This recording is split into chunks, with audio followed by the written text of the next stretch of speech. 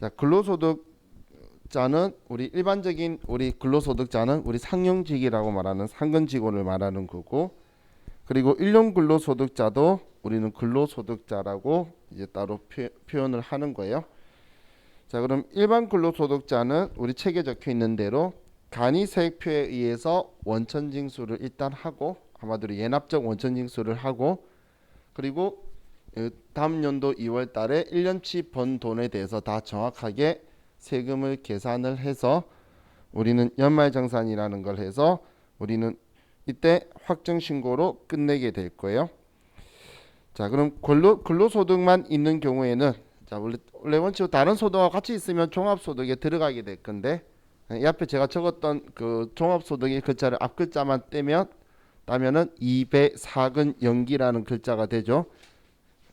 자, 그네들 전부 다 합치는 게 원칙인데, 근로소득만 있다면 이 연말정산 통해서 그냥 납세 의무를 전결지을 수 있기 때문에 근로소득만 있는 경우에는 종합소득세 신고의 의무가 없어지게 되는 거예요.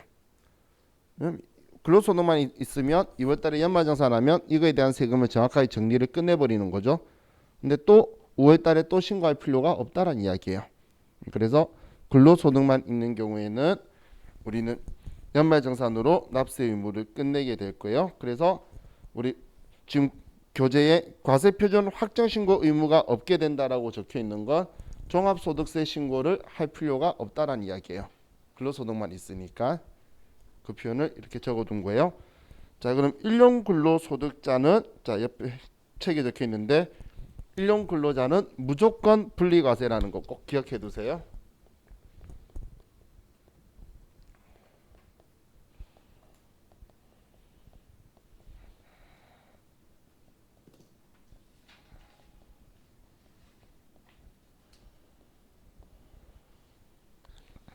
자, 무조건 분리과세.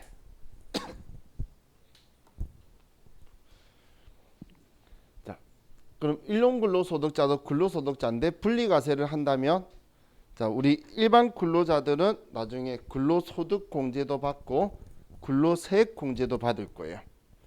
근데 일용 근로자는 그러면 얘를 확정신고 형태인 연말정산을 안 하게 되면, 이걸로 끝내면 그때그때 근로소득공제와 세액공제를 다 해줘야 되겠죠.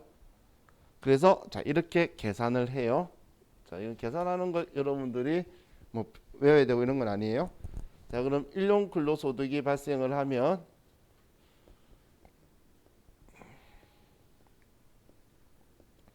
자, 일당이 예를 들어서 20만 원인 사람이 있다고 볼게요. 그러면 일용 근로소득에 우리는 근로소득 공제라는 걸 해줄 거예요. 그럼 이 근로소득 공제 금액이 일용직 근로자는 15만 원이에요. 15만 원. 그러면 자, 근로소득 금액이 될 건데, 그럼 근로소득 금액이 5만 원이 되게 되겠죠.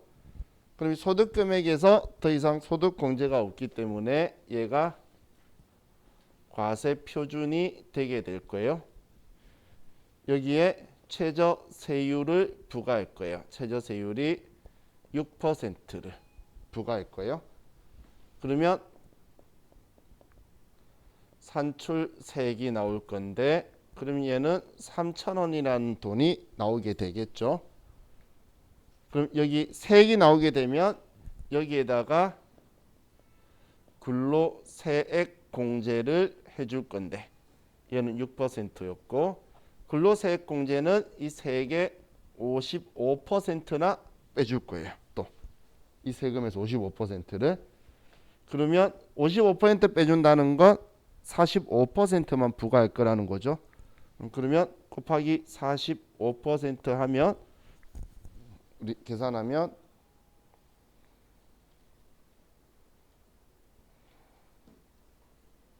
1,350원이 나오네요. 얘가 결정세액이 될 거예요. 그럼 이거에 뭐 지방소득세 하면 135원이 붙겠죠. 그러면 1,480원을 85원을 빼면 그게 완납적 원천인수로 무조건 분리과세로 끝내는 방식인 거예요. 그래서 자, 지금 현재는 15만 원이에요. 작년까지는 10만 원이었다가 15만 원 증가했으니까 근로소득공제는 15만 원인데, 그럼 여러분들이 일용직 근로했을 때 하루에 10만 원짜리 알바였으면 세금 낼 게 없었다는 거예요, 사실은. 근데 원천인수를 당했으면 종합소득 신고하면서 돌려받을 수 있는 거예요. 낼 세금이 없었잖아. 근데 떼어서 글 냈겠죠. 우리 그 사장, 그 돈 지급하는 사장은, 그죠? 자, 그럼 여기에서 다른 거 신경 크게 쓰지 말고 얘 기억하자는 거예요. 일용근로소득자도 소득공제도 하고 세액공제도 해주더라. 이걸 기억하자라는 거예요. 일용근로소득자도 근로소득공제도 하고 세액공제도 하더라. 그리고 세율은 최저세율인 6% 부과하더라. 이 정도만 기억하자는 거예요. 자, 그럼 이제 아래 근로소득의 범위라고 적혀 있는데, 자, 다음 페이지 넘기시면 급여 등이라고 적혀 있는 곳 있죠. 자, 급여 등이라고 적혀 있는 곳에 급여성 대가 기타 경제적 이익이라고 적혀 있는데, 자, 지금 얘네들은 전부 다 세금을 부과할 과세 대상 소득의 종류를 다 적어 놓은 거예요. 그럼 일반적으로 직원이, 회사 다니는 직원이 회사로부터 돈을 받으면 그냥 세금 부과할게, 이런 의미로 보시면 되는 거예요. 세금 부과하겠다는 뜻이에요. 자, 그럼 첫 번째 급여에 보시면, 그래서 근로제공으로 인해서 받는 봉급, 급료, 보수, 세비, 임금, 상여, 수당 전부 다 적혀 있죠. 또 우리 두 번째 법인의 주주총회 할 때에 직원들한테 상여로 줍시다, 이런 식으로 결의한 거예요. 또 우리 법인세법에 의해서 내가 대표이사나 직원인데 내가 개인적으로 써서 내가 가져간 걸로 소득 처분해버리면 근로소득으로 처리하겠다가 인정상여예요. 인정상여. 자, 그리고 아래 근로수당, 가족수당, 직무수당, 뭐 근속수당, 휴가비 적혀 있는 거 전부 다 수당 받는 거죠. 자, 이따 저와 같이 비과세 볼 건데 비과세를 제외하고는 전부 다 우리는 월급 그 세금을 다 부과할 과세 대상이 될 거라는 거예요. 자, 그리고 우리 급여성 대가라고 말하는 것들은 우리 기밀비, 판공비, 뭐 교재비, 또 직원들한테 우리가 공로금이나 위로금 같은 거 주는 거나, 아니면 우리 여비나 이런 것들로 해서 월급에다 얼마씩 주는 거 있죠. 출장 가는 사람들한테 그냥 월 얼마 출장비 시비 대신 주는 것들 있죠. 뭐 이런 것들이라든지 그런 것들도 급여성 대가로 보는 거고, 뭐 기타 경제적 이익은 우리 학교에 여러분들 교직원으로 일하시면 자녀가 이 학교 다니면 학비 면제해주는 한 명까지 해주고 이런 학교들 있죠. 그런 것들이 이제 기타 경제적 이익으로 그래도 월급 더 받은 걸로 세금은 부과할 거라는 거예요.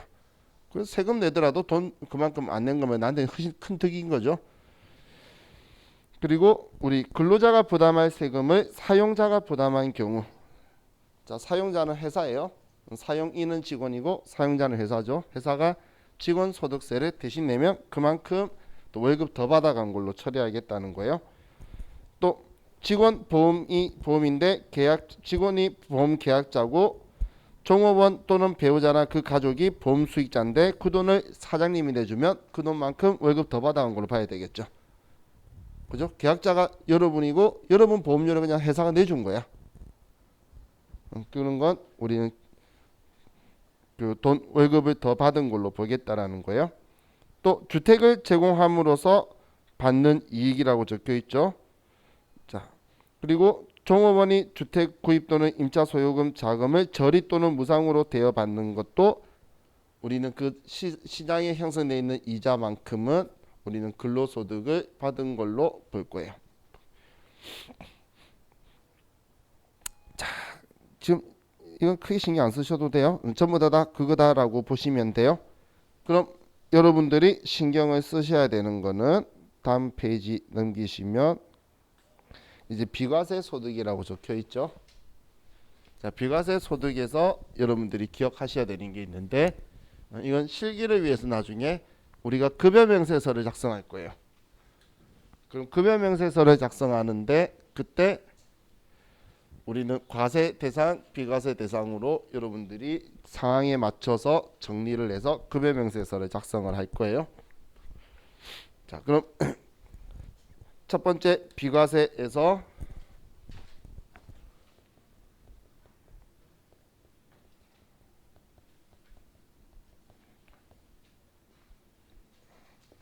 실비 변상적 성질의 급여라고 적혀 있죠. 실비 변상적 성질의 급여라는 건 실제로 돈이 들어간 걸 지급해 주지 않고 그냥 월 얼마씩 줄게라고 말하는 거예요. 얘는 실비 변산적 성질의 급여 옆에다 이렇게 적어보세요. 얘는 실비 지급 시 전부 나머지 실비 지급 시 과세라고 적어두세요. 실비 변산적이라는 건 실비를 안 주고 이걸 주면 비과세라고 하겠다는 거지. 실비도 주면서 이 돈을 또 주면 월급도 준 거지. 그죠? 무슨 말인지 이해가시나요? 자, 대표적인 게 우리 네 번째 있는 건데, 자, 여러분 보세요. 여러분이 자가 운전 보조금이라는 게 있어요.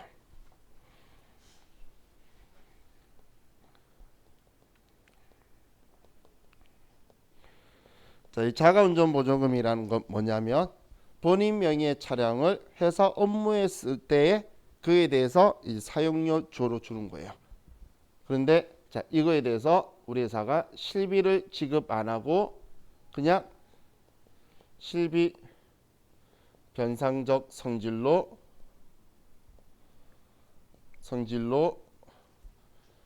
급여에다가 주게 되면 이때는 비과세란 이야기예요. 실비 안 주고 월급에다가 월 20만 원씩 줄게. 그럼 비과세를 할 거라는 거예요. 그런데 만약에 실비 사용료를 줬는데 또 얘를 그대로 주게 되면 이때는 월급을 더 준 거죠. 그냥 실비도 주면서 이것도 주면 월급도 준 거잖아. 그러면 이때는 과세할 거라는 이야기예요. 그래서 비과세 과세 때 제가 실비 변상에서 실비를 지급하면 얘네들 아래쪽은 다 과세가 되는 거예요. 근데 실비 안 주면서 돈을 월급에다 주면 이 금액은 실비 변상적 성질의 급여라고 표현하는 거예요. 어떤 의미인지 이해가시죠? 의미 이해하시면 돼요. 자, 그럼 우리 첫 번째 보실게. 위에서 세 번째 일찍비, 숙직비 이런 거 있죠? 요즘 잘 안 하는 것 같은데 전에 세무일급에서 일찍비 나왔었어요. 그럼 일찍비는 비과세 대상이 된다라고 기억을 해두시면 돼요. 다음 우리 종업원 소유 차량을 종업원이 직접 운전하여 사용 주의 업무에 이용하고 시내 출장 등에 소요된 실제 여비를 지급받는 대신 그 소요 경비를 당해 사업체의 규정 등에 의하여 정하여진 지급 기준에 따라 지급받는 금액 중 월 20만 원 이내의 금액. 자, 그래서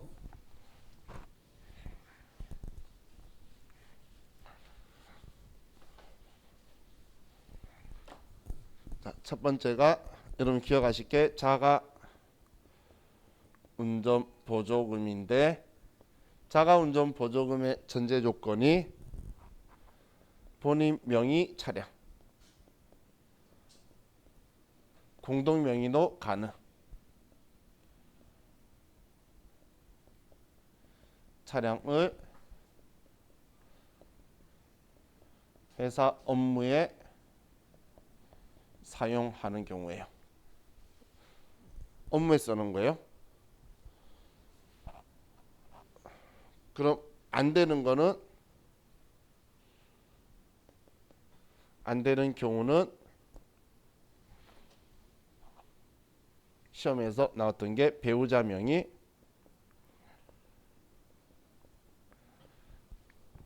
그리고 출퇴근 목적,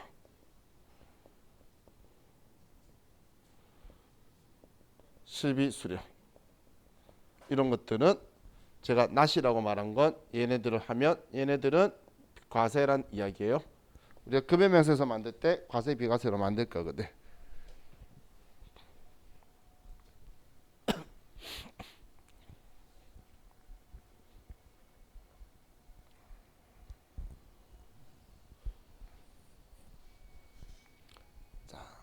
그럼 2000cc 승용차 될까요? 비과세? 2000cc 승용차는 될까요? 자, 여기서 여러분들이 너무 공부를 열심히 해서 그런 거예요. 그 이야기 2000cc는 부가가치세 이야기고, 부가가치세에서 매입세 공제된다 안 된다가 1000cc 기준이죠. 여기는 그런 기준이 있는 게 아니에요. 얘는 본인 명의의 차량을 회사 업무에 쓴다면이에요. 만약에 좋은 차를 쓰면 돈 더 줘야 되는데 그런 거 없이 그냥 20만 원만 한도로 비과세 줄 거예요. 그럼 한도를 알면 좋은데, 예, 한도가 20만 원인데 우리는 전산이죠. 그래서 비과세 대상이 되도록 만들어 놓고, 그리고 30만 원 쓰면 컴퓨터는 알아서 20만 원 비과세 10만 원 과세로 급여명세서에 들어가게 돼요. 그러면 10이 주는지 아닌지 어떤 상황인지 이것만 정확하게 판단하면 되겠죠. 자, 다음 우리 또 여러분들이 보셔야 될 게, 자, 위치가 쏙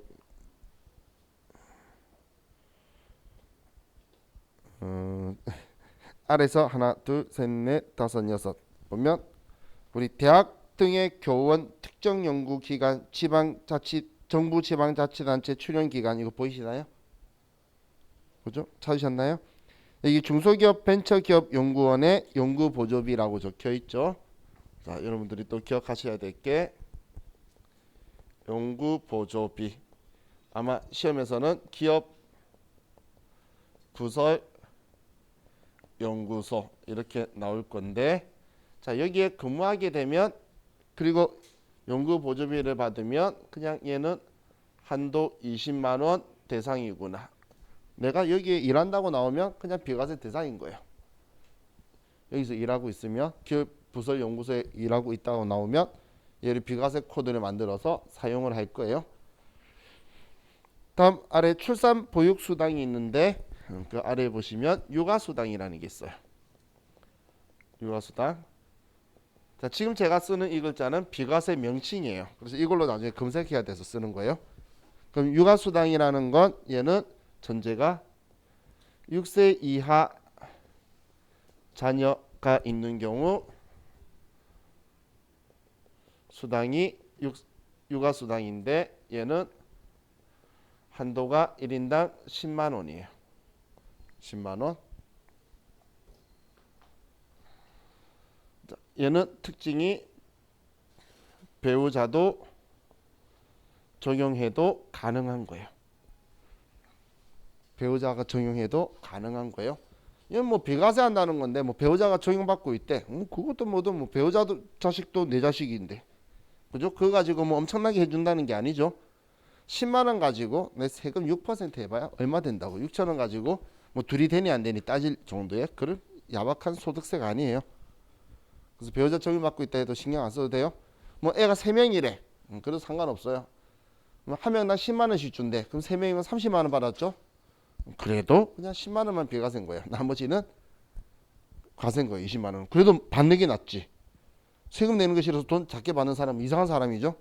많이 받고 많이 내는 게 내 인생이 제일 행복한 거예요. 이거 비과세 아니라고 받기 싫다는 사람은 이상한 사람이에요. 그죠? 자, 다음 우리 그 아래에 이제 직무발명 보상금.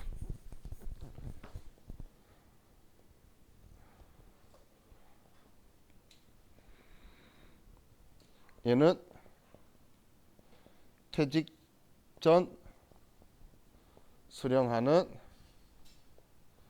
직무발명 보상금이죠.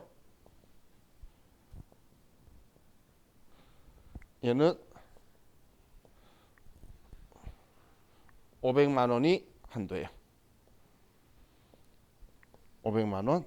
퇴직 후는 앞에 무슨 소득이었죠? 퇴직 후는 기타 소득이었죠. 퇴직 전은 근로소득, 퇴직 후는 기타 소득. 둘 다 500만 원 비과세. 어디에 받든 간에 500만 원은 둘 다 비과세.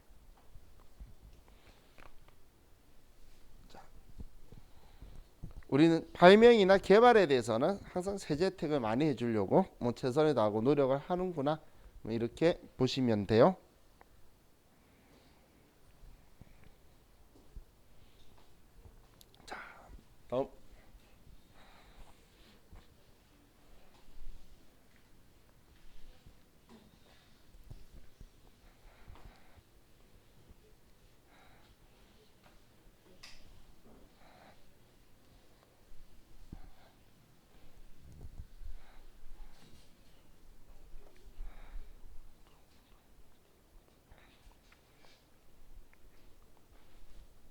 그다음에 이제 국외 근로소득이라고 적혀 있죠. 자, 국외 근로소득은 일반적으로 해외 파견이라든지 이런 경우는 월 100만 원 비과세인데 M01번의 비과세 코드를 쓰게 될 거예요. 일반적으로는 우리 100만 원인데 근데 건설 감리 이런 것들은 월 300만 원의 비과세 대상이에요. 얘는 M02번이에요.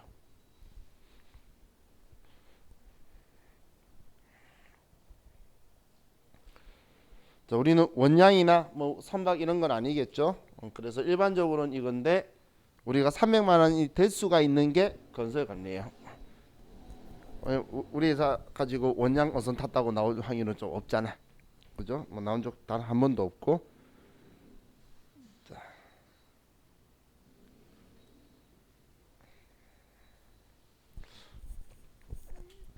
다음 연장 근로 비과세의 경우에는 얘는 우리 회사한테 해당하는 전제 조건이 자, 첫 번째 생산직 근로자야 되고 플러스 직전 연도 총 급여 3천만 원 이하야 되고 플러스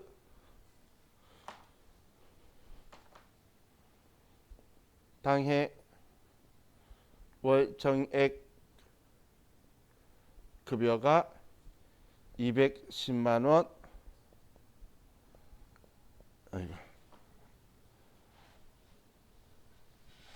210만 원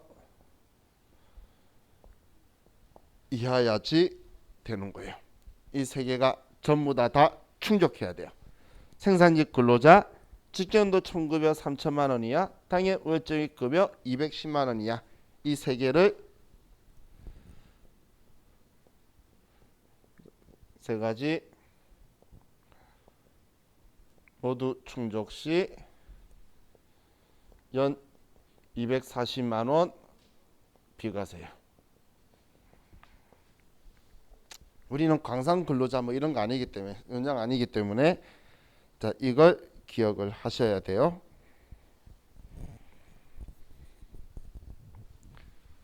자 이건 우리 시험에 우리한테 다가오는 부분이니까 얘도 기억하셔야 돼요. 이 대상인 사람만 비과세 체크할 거고 아니면 비과세 체크 안 할 거거든. 연장 근로. 그리고 우리가 실기에 필요한 부분이니까 얘를 체크를 할 거예요. 국외 근로도 그렇고 둘 다 나중에 사원등록 쪽에서 체크를 할 거예요. 이 두 개는. 그럼 이 세 가지가 모두 다 적용돼야지만 비과세를 해줄 거란 이야기예요. 자, 이 240만 원이라는 건 월 20만 원이 아니에요. 이번 달에 50만 원이면 50만 원 해줄 거예요. 1월 달에 50만 원 50만 원 해줄 거야. 2월 달에 50도 해줄 거예요. 3월 달에 50도 해줄 거예요. 4월 달에도 50도 해줄 거예요. 근데 5월 달에는 또 50이면 40만 되겠죠. 그다음부터 10만 원은 과세되는 거예요. 그냥 연 240인 거지 월 20 아니라는 거예요. 어떤 표현인지 이해가시죠? 자, 사무직이면 일단 버스 지나가고 끝나버리는 거예요. 얘는. 자, 다음 우리 297페이지에 식대가 있죠. 식대. 자, 식대는 식사 미제공은 비과세 10만 원 한도. 식사 제공하면 그냥 과세예요. 식대는 식사 제공 유무를 따지면 돼요. 근데 식대하고 상관없이 밥을 예를 들어서 엄청 맛있는 밥 하루에 뭐 한 끼 직원들을 위해서 10만 원짜리 밥을 줘요. 이거 근로소득으로 봐야 되나요? 그런 거 없죠. 식사로 주는 건 한 끼에 100만 원짜리 줘도 좋은 거예요. 저도 지금 먹어보고 싶은 곳이 두 군데가 있는데 거기가 그 네이버하고 JYP 뭐지? 박진영이니까. 아무튼 걔 그니까 밥이 그렇게 맛있다며. 그죠? 가서 한번 먹어보고 싶어요.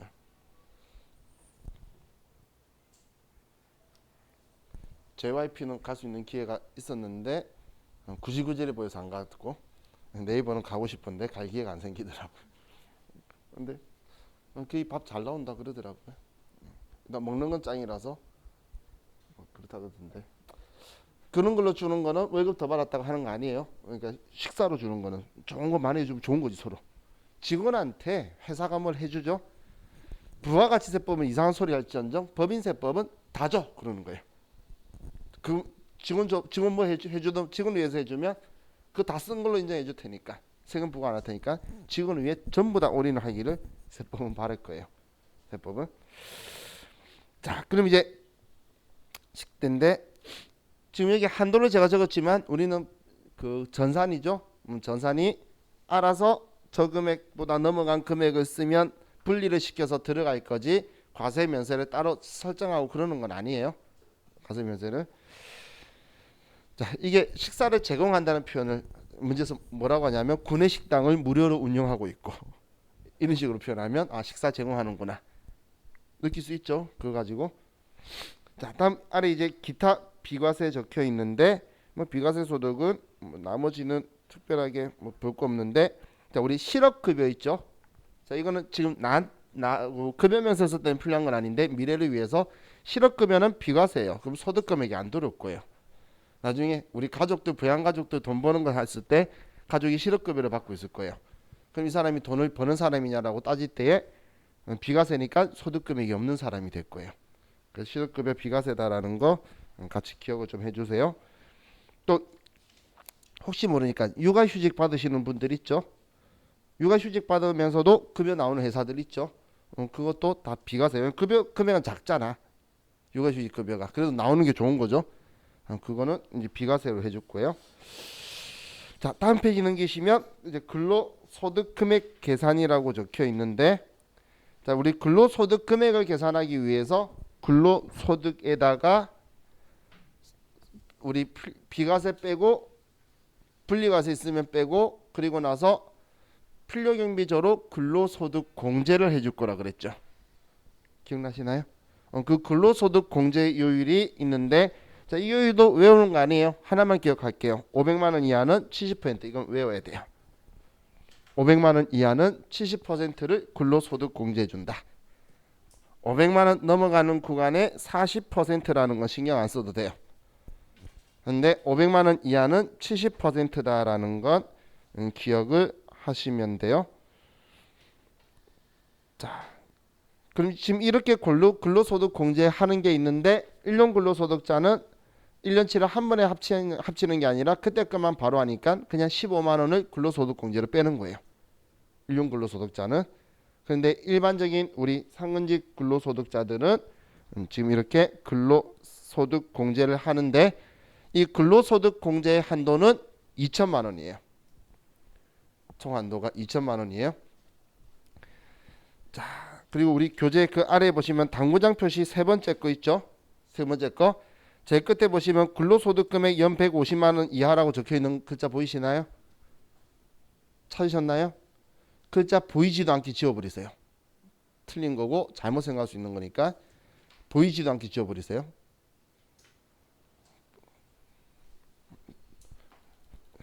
그 괄호에 있는 근로소득 금액 연 150만 원 이하라는 글자 자체를 지워버리라는 거예요.